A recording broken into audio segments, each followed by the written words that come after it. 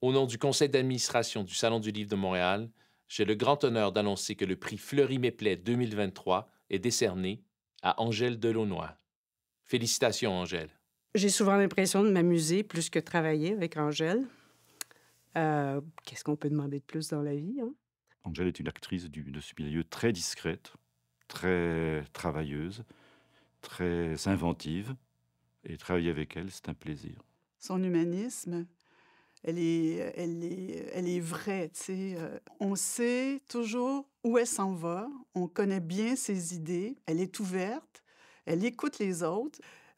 Humaine, empathique, très attachante. Angèle a eu un impact très important au niveau de la littérature jeunesse. Premièrement, c'est une des premières femmes à faire de l'édition comme éditrice au Québec. C'est une fille qui est perfectionniste, ouverte d'esprit, qui a été une exploratrice dans le documentaire québécois et qui a abordé des sujets vraiment exceptionnels et inusités. Elle essaye beaucoup d'amener, de faire des livres, des collections qui vont brasser un peu sur des idées qui vont voire même choquer des fois là, pour certains. Quand j'ai commencé dans l'édition, il y a 35 ans maintenant, il y avait à peu près 4 éditeurs pour la jeunesse qui se partageaient un petit peu le marché qui, au Québec, était surtout un marché avec des livres français qui venaient de France. Maintenant, l'édition a beaucoup, beaucoup évolué. L'édition jeunesse a beaucoup évolué, puisque maintenant, nous sommes à peu près 40 maisons d'édition pour la jeunesse au Québec seulement. Je les ai comptées, je les ai comptabilisées, donc c'est un chiffre qui est tout à fait réaliste, ce que je vous dis. Alors, c'est sûr que ça a beaucoup, beaucoup, beaucoup évolué, à la fois au niveau des textes, également au niveau des illustrations, qui sont beaucoup plus sophistiquées maintenant qu'elles l'étaient il y a 40 ans. Donc, c'est un domaine en plein mouvement. Au cours de sa carrière, je trouve que ce que Angèle a amené dans le milieu du livre, c'est l'amélioration des conditions de travail vraiment des créateurs. Elle est reconnue vraiment pour ça dans le milieu.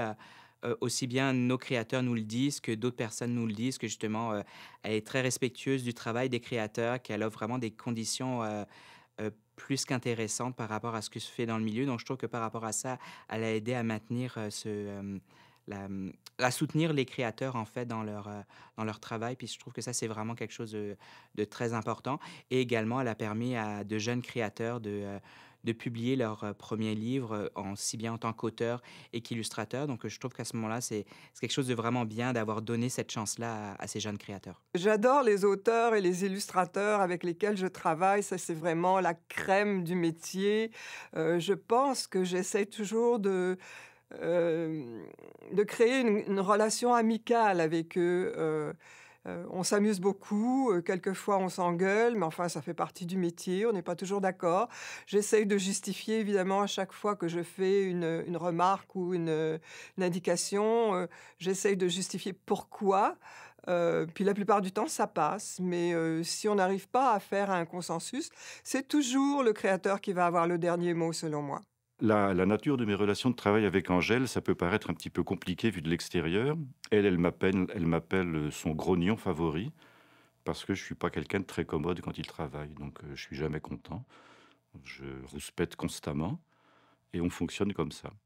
Dès que c'est terminé, on s'entend parfaitement bien, mais quand on travaille, c'est rouspétance sur rouspétance, de ma part, parce qu'elle n'est pas une rouspéteuse, elle est plutôt même d'une patience assez extraordinaire, et elle arrive à me gérer finalement très très bien. Un de nos plaisirs communs, c'est toujours de s'asseoir au moment final avant d'envoyer un livre à l'imprimeur. On s'assoit ensemble devant mon ordi pour faire la dernière vérification ultime, comme elle dit. Elle s'émerveille tout le temps, rit ou s'émeut selon le sujet du livre, mais j'ai toujours l'impression que ce livre qui va partir à l'imprimeur, c'est son premier livre qu'elle édite.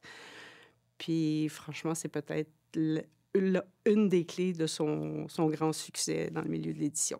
Le message que je pourrais donner à Angèle, c'est en fait, c'est de la remercier en fait, de la remercier par rapport à l'expertise, aux connaissances qu'elle partage avec les gens du milieu.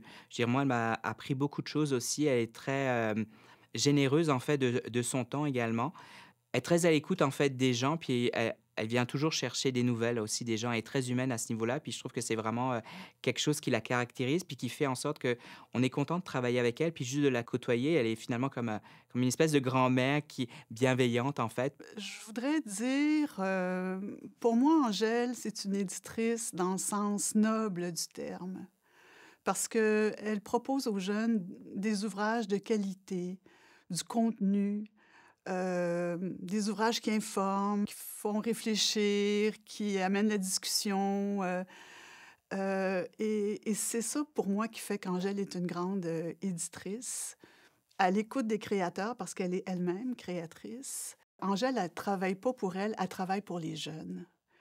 Et quand on fait un métier en littérature jeunesse, on le fait d'abord pour les jeunes.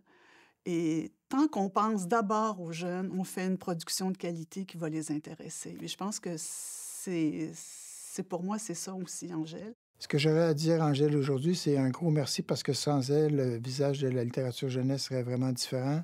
Et ce qu'elle a fait, c'est un apport vraiment exceptionnel et important. Ben, c'est mon éditrice, mais au fil des ans, c'est devenu une amie, quelqu'un que j'apprécie beaucoup, qui m'inspire beaucoup. Puis quand on travaille ensemble pendant 19 ans puis que tout va toujours bien, c'est des gens on s'attache. Angèle, je resterai toujours ton grognon favori. Et tout ce que je te demande, c'est de continuer comme ça. De continuer encore, encore et encore. Bravo, Angèle, pour le prix Fleury Méplet. Bravo, Angèle, pour ta magnifique carrière qui n'est pas terminée.